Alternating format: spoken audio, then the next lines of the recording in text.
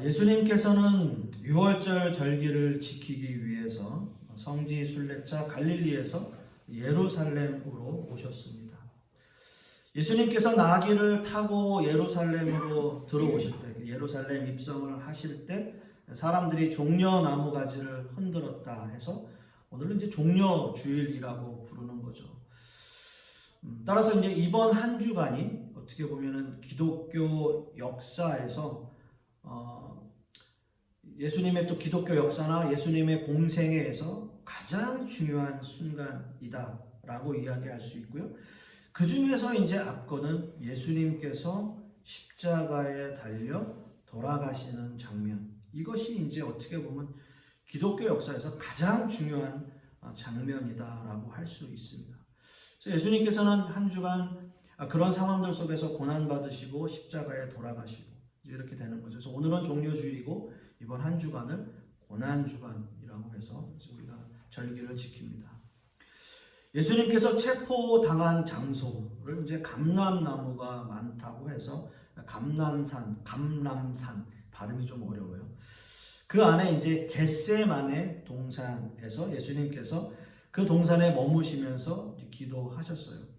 기도하신 이유는 예수님께서 너무나 완전한 인간으로 이 땅에 오셨기 때문에 그가 혼란스러운 상태에서 제자들과 함께 겟세마네 동산에 기도하러 가신 거죠. 특히 이제 베드로와 야고보와 요한을 데리고서는 좀 더 조용한 곳으로 가서 기도하셨습니다. 그 이야기가 오늘 성경 우리가 함께 읽은 본문의 내용입니다. 33절 말씀을 이렇게 보시면 베드로와 요한, 야고보와 요한을 데리고 가실새 심히 뭐라고 되어 있습니까? 놀라시며 슬퍼하사 라고 말씀하고 있어요. 놀라시며 슬퍼하사.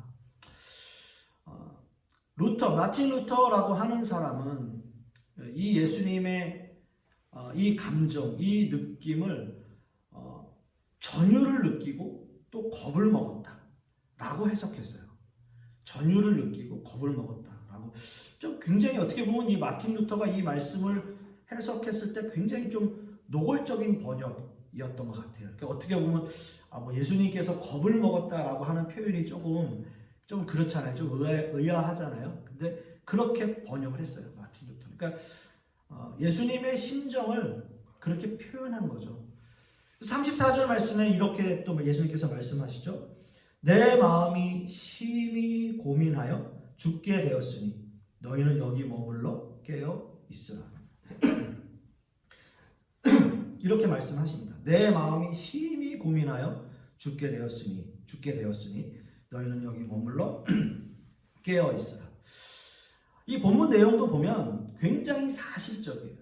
그리고 매우 인간적인 모습이고 그리고 한편으로는 너무나 솔직한 표현이라는 거죠. 마음이 고민되고 죽게 되었다. 그러니까 너희는 여기 머물러서 좀 깨어 있으라. 깨어 있으라는 의미는 뭐냐면 내 상황을 좀 너희도 함께 하자. 좀 봐라. 이런 의미잖아요. 그런데 어떤 사람들에게는 또 어떤 신앙인들에게는 이런 예수님의 모습이 좀 의아하게 또는 이상하게 보일 수도 있을 것 같아요. 왜냐하면 하나님의 아들이시잖아요. 이 땅에 메시아로 오셨고 그리고 십자가의 죽음을 통해서 모든 인류를 구원하시기 위해서 이 땅에 오신 거예요. 예수님께서 이 땅에 오신 목적은 너무나 분명했고요. 또 예수님께서 느끼는 예수님께서 알고 계시는 그 하나님의 메시지는 너무나 당연한 거고 너무나 절대적인 거잖아요.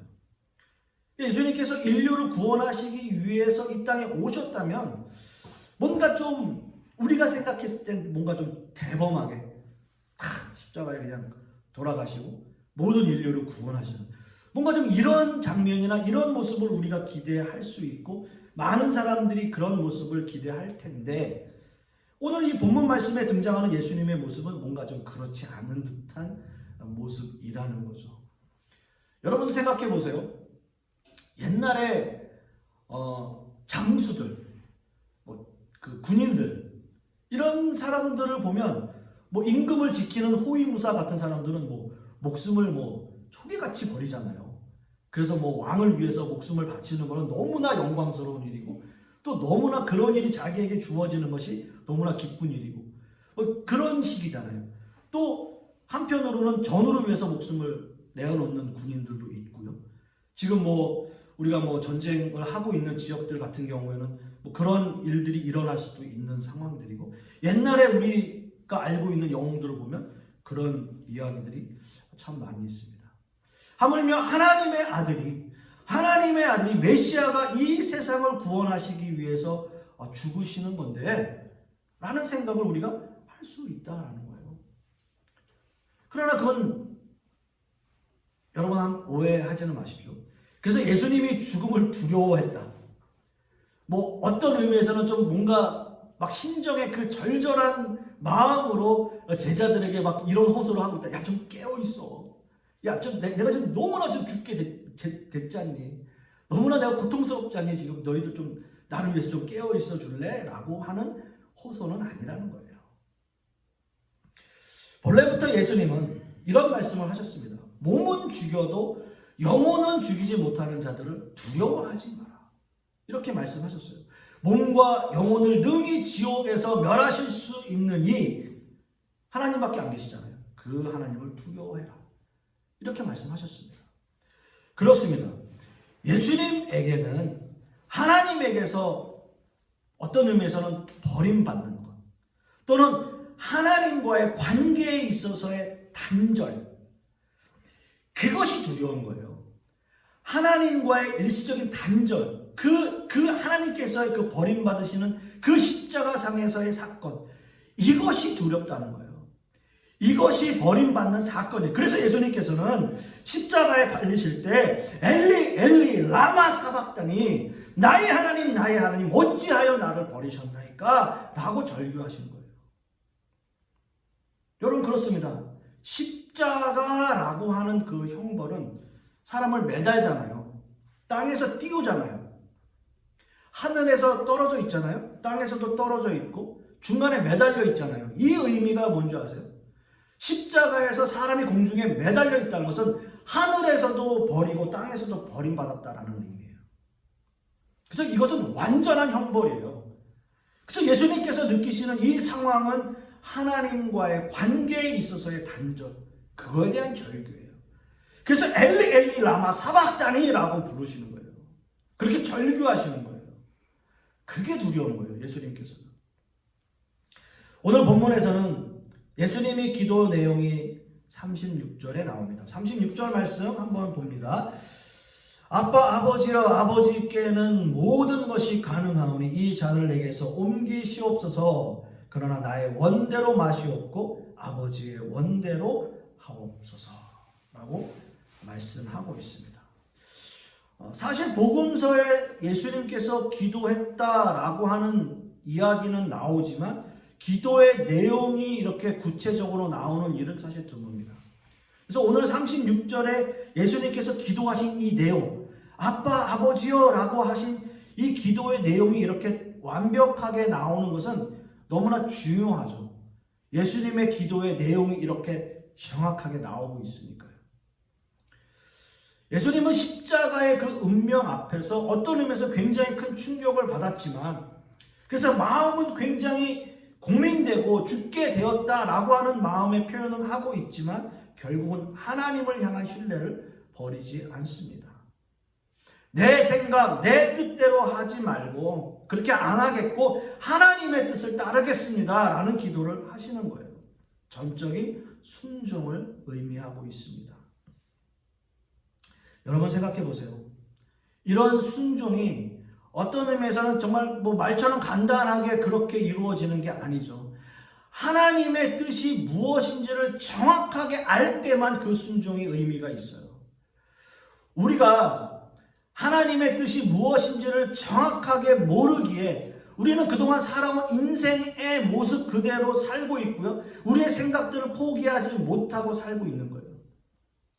하나님의 뜻을 따른다. 하나님의 그 뜻을 따른다라고 하는 것이 결코 쉬운 일이 아니에요. 우리는 우리의 생각대로 우리가 살아온 그 모습대로 그냥 사는 거예요. 여러분 한번 생각해 보십시오. 아무리 힘들고 어려운 일을 당하더라도 그 일을 함께 나눌 수 있는 사람이 있다면 그것보다 힘이 되는 일은 없을 거예요. 여러분, 예수님도 너무나 힘든 상황이지만 그 상황 속에서 제자들이 함께 했어요. 우리도 그렇잖아요. 우리의 힘들고 어려운 일을 나눌 수 있는 사람이 누굴까요? 부부라면 서로가 나눌 수 있겠죠. 우리의 자녀들 또는 우리의 부모님들도 우리의 그런 어려운 일들을 함께 나눌 수도 있겠죠. 때로는 우리의 친구도 정말 친한 친구라면 우리의 고통을 함께 나눌 수도 있겠죠. 예수님에게는 누구였습니까? 예수님에게는 바로 제자들이었어요. 그 제자들. 그래서 예수님께서는 제자들에게 이렇게 말씀하십니다. 좀 깨어 있어 달라. 깨어 있어 달라라고 이야기해요. 그리고 예수님께서는 기도하시다가 3번이나 제자들에게 왔다고 합니다. 그런데 참 안타깝게도 제자들은 잠에 취해 있었어요. 그들은 마음으로는 정신 차리고 예수님께 힘이 되어 드려야지라는 생각을 하고 싶었지만 그들의 육신이 어쩔 수 없었습니다. 어떤 의미에서 보면 그 제자들의 모습이 정말 그들의 아주 적나라한 실존의 모습이에요. 너무나 힘들었을 거예요. 예수님 따라다니는 그 모습 자체가 너무나 힘들었을 거예요. 왜요? 예수님께서 평범하시지 않으셨잖아요. 예수님께서는 그 당시에 사람들을 많이 몰고 다녔고요. 또 많은 유대 종교 지도자들하고 대적하고 있었고요. 늘 항상 그렇게 제자들도 신경적으로 너무나 예민하게 그렇게 막 반응하고 있었을 거예요. 너무나 힘들었겠죠. 41절 말씀에 따르면 예수님은 3번째로 오셔서 지쳐 쓰러져 있는 제자들에게 이제 그만 좀 쉬어라. 그만 쉬어라. 이렇게 말씀을 하십니다. 그래서 이제는 자고 쉬라. 그만 되었다. 때가 왔도다. 보라, 인자가 주인의 손에 팔린다라고 말씀하고 있습니다. 그렇게 하면서 42절 말씀에서 겟세마네 이야기는 끝이 나요. 이 42절 이 9절 말씀은 예수님의 공생애 중에 제자들에게 하신 마지막 말씀이에요. 어떻게 보면 42절 말씀, 일어나라, 함께 가자, 보라, 나를 파는 자가 가까이 왔느니라 라고 하는 이 말씀이 마지막 당부의 말씀이고, 어떻게 보면 예수님께서 그들에게 남기신 유언의 말씀이에요. 저는 오늘 이 말씀을 통해서 간단하게 한번 3가지의 동사를 가지고 함께 이 말씀을 나누길 원해요. 이 유언의 말씀을. 첫 번째로 일어나라, 2번째는 함께 가자, 3번째는 보라. 보라라는 거예요. 누구를 봅니까? 나를 파는 자가 가까이 왔다. 이 문장에서 중요한 3가지 동사가 나옵니다. 일어나라, 함께 가자, 보라. 제자들이 이제부터 앞으로 취해야 할 3가지의 영적 태도가 이 말씀 속에 마지막 유언으로 들어있는 겁니다. 일어나라. 지금 제자들은 말 그대로 흐트러져 있어요. 너무나 힘든 상황이고 그들의 몸과 영혼은 다 지쳐 쓰러져 어떻게 보면 정말 거의 실신할 정도의 상황이었다고 보면 됩니다. 근데 깨어 있으라는 예수님의 말씀을 들었어도 그들은 깨어 있을 수가 없었어요. 너무나 피곤했기 때문이죠. 여러분 생각해 보면 우리의 일상은 어떨까요? 우리의 일상. 제자들의 이런 상황, 어떻게 보면 현재를 살아가고 있는 많은 현대인들이 다 이런 모습 아닐까요? 뭔가 우리가 좀 우리의 구원에 대해서, 우리의 어떤 생명의 가치에 대해서, 아니면 생명의 본질에 대해서 뭔가 예민하게 살피고 그것을 위해서 우리가 성령 충만해야지, 또는 성령의 은혜를 받아야지, 날마다 은혜를 간구하며 살아야지라고 생각하고는 있지만 그렇게 살지 못할 때가 너무나 많고요. 우리는 늘 이 경쟁 사회에서 정말 누군가를 짓밟고 올라가고 정말 피를 보면서 살아야지 우리는 이 세상을 그나마 승리하며 살아간다라고 생각하고 살아가고 있는지도 모르겠어요. 그렇게 해서 우리에게 인생이 피곤하다 보니까 우리는 정작 정말 우리의 영혼에 필요한 그러한 중요한 문제에 대해서는 별 관심이 없어지는 거예요. 너무나 피곤한 거예요. 피곤하고 너무나 지쳐있기 때문에 그런 것에 별로 신경을 쓰고 싶지 않을 때가 많은 거죠. 지금 예수님께서 제자들이 예수님을 쫓아다니는 그 상황 속에서 너무나 피곤하니까 오히려 그들은 깨어있지 못하는 거, 일어나지 못하는 거예요. 일어나서 정말 생명을 위해서 그들의 구원을 위해서 달려가야 함에도 불구하고 그렇게 못하는 그 제자들을 향해서 예수님은 일어나라, 일어나라. 많은 교회들이 그래요. 며칠 전에 제가 아는 목사님이, 저희 교단 목사님이 제가 아직도 그 LG 독동 아파트 사는 줄 알고 잠깐 전화를 하신 거예요. 근데 제가 전화를 못 받았어요. 제가 다시 전화를 드렸더니 저는 이제 총회 때문에 그런 줄 알았더니 그게 아니고 가까운 데에 계시니까 커피 한잔 하자고. 그래서 그 말씀을 근데 제가 여기 사실은 이사 와서 이렇게 했습니다. 그랬더니 그러냐고. 예배는 요새 어떠세요? 제가 말씀을 드렸더니 완전히 코로나 때문에 예배가 무너져 버린 거예요. 원래는 한 25평 정도 되는 곳에서 있다가 조금 이제 성도님들이 이렇게 어느 정도 차서 70평짜리로 이사를 갔는데 훨씬 더 월세도 많이 됐는데 코로나가 터지니까 예배가 이제 그렇게 흩어지면서 지금도 예배가 회복이 안 되는, 너무나 힘들다는 거예요. 사람들이 어떻게 보면 너무나 이 코로나로 인해서 피곤하고 힘들고 이 블루 코로나 시대가 돼가지고 또 예배도 회복이 안 되고 다 지쳐있는 거예요.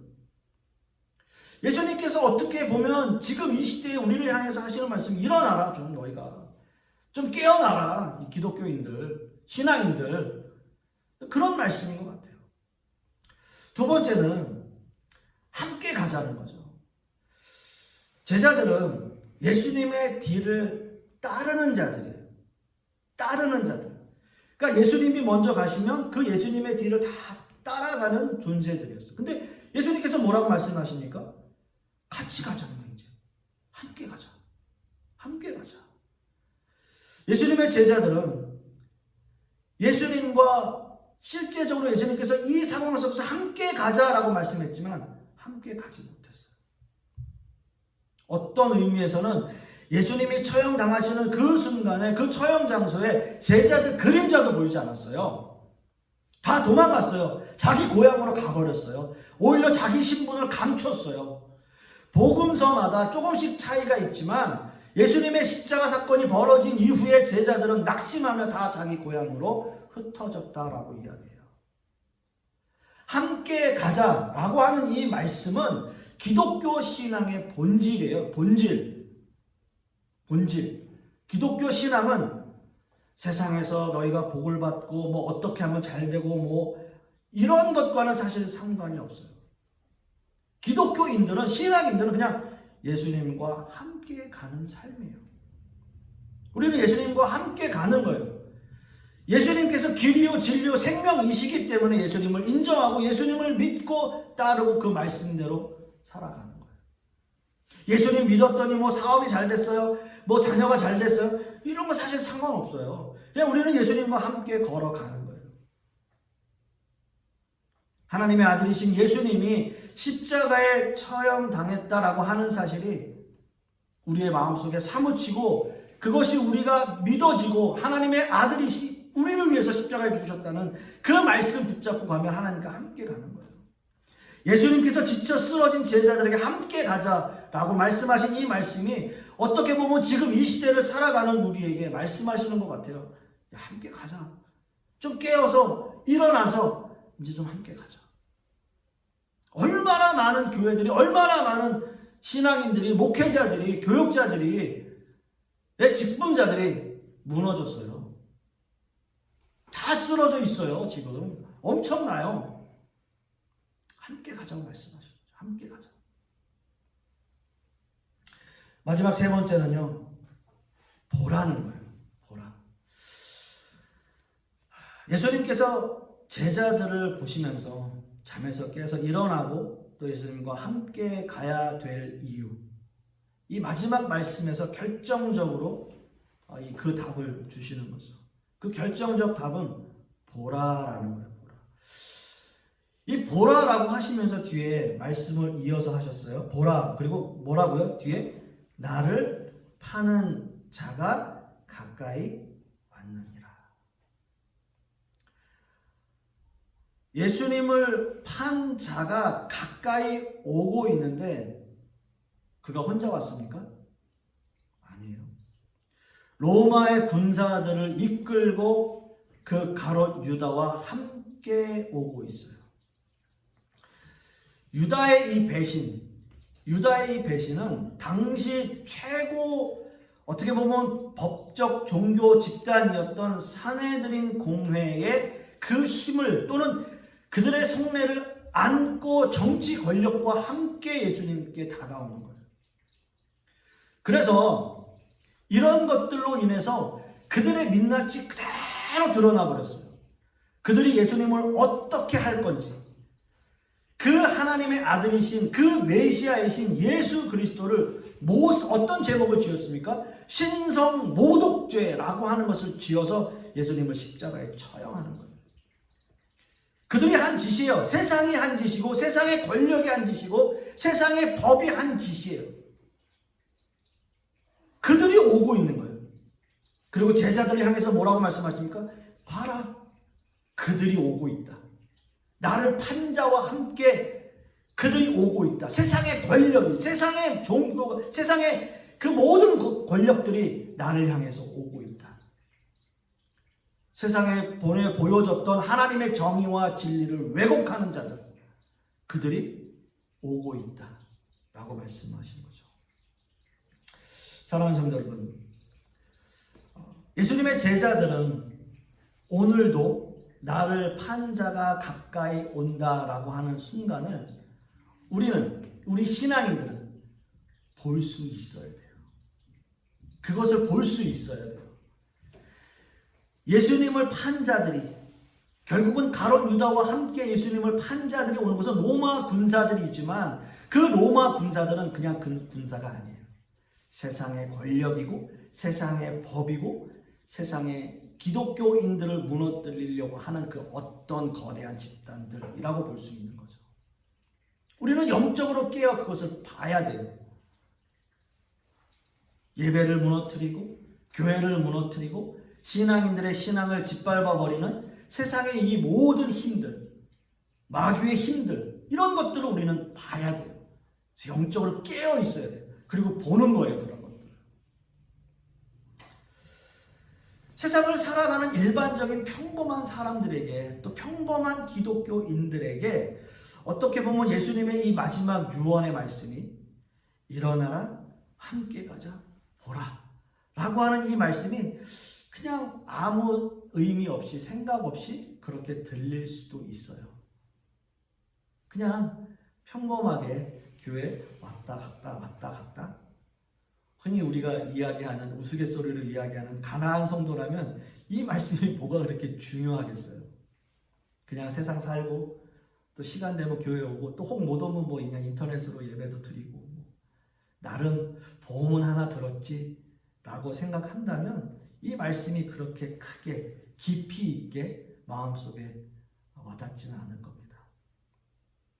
그러나 예수님께서는 마지막 그 제자들에게 하신 이 유언의 말씀이 지금 몇천 년이 흐른 지금 이 시점에도 똑같이 우리에게 적용되고 또 우리에게도 하시는 말씀이라는 것. 우리는 분명 일어나야 되고요. 우리는 분명 하나님과 함께 가야 되고요. 그리고 하나님을 파는 자들, 그들이 오고 있음을 분명히 보고 느껴야 돼요. 그렇게 살아야지 우리는 하나님의 자녀다운 제자의 모습으로 이 세상을 살아갈 수 있을 겁니다. 그리고 예수님의 부활을, 그 부활의 생명을 우리는 누릴 수 있을 거예요. 여러분들 그런 소망을 가지고 사시는 저와 여러분들 되실 수 있기를 간절히 소망하겠습니다. 기도하겠습니다. 하나님 아버지, 오늘 우리가 이 말씀을 통해서 예수님께서 그 당시 제자들에게 하신 이 마지막 당부의 말씀 마음속에 다시 한번 새겨봅니다. 제자들 3년 동안 예수님을 따라다니고 쫓아다니느라고 얼마나 힘들고 고통스럽고 또 어려운 나날들이었겠습니까? 예수님께서는 늘 유대 종교 지도자들에게 핍박을 받고 협박을 받고 여러 가지 어려운 상황들이었기 때문에 제자들의 삶 역시도 힘들고 어려운 삶이었을 것입니다. 이 마지막 예수님께서 하시는 당부의 말씀은 일어나라는 겁니다. 깨어 있으라는 겁니다. 그리고 함께, 이제는 함께 가자는 겁니다. 그리고 마지막으로 그 예수님을 파는 자들, 많은 신앙인들을 넘어뜨리고 또 많은 신앙인들의 믿음을 무너뜨리기 위해서 다가오는 세상의 모든 그 권력과 힘들, 그런 것들을 잘 보고 영적으로 깨어 있으라는 겁니다. 하나님, 이 말씀 마음속에 새깁니다. 한 주간 고난 주간을 통해서 더욱더 하나님의 말씀을 의지하는 삶 살게 하여 주시옵시고 또 말씀에 순종하며 살아가는 우리 모든 성도님들 되게 하여 주시옵소서.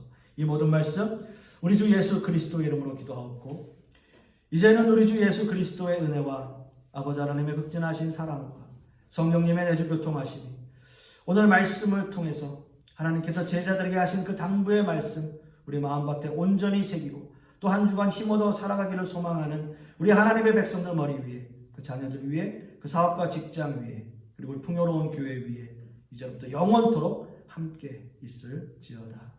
아멘.